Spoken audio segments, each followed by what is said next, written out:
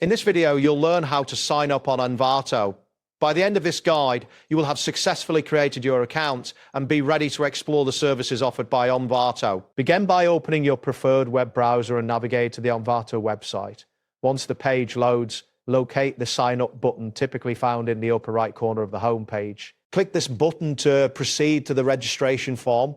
Ensure your internet connection is stable to avoid interruptions during the process. Next, you will see the registration form designed to collect your basic information. Fill in the required fields, including your email address, a unique username, and a secure password. It is advisable to create a strong password that combines letters, numbers, and special characters.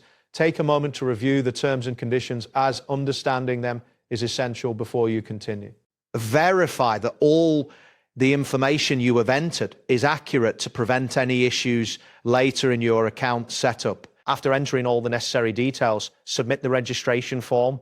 At this point, you should receive a confirmation message indicating that your registration was successful. Following this, check your email inbox for a verification email from Envato. It may take a few moments for this email to arrive, so be patient. If you do not see it in your inbox, check your spam or junk folder. Once you locate the email, open it and look for the verification link.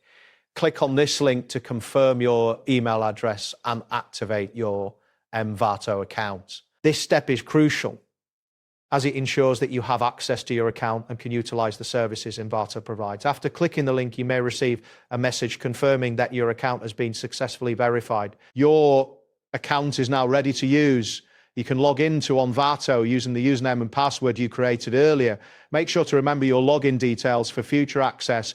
Now you can explore the various resources and services available on the platform, enhancing your projects with high-quality assets. That wraps up today's guide. Thanks for watching, and catch you in the next tutorial.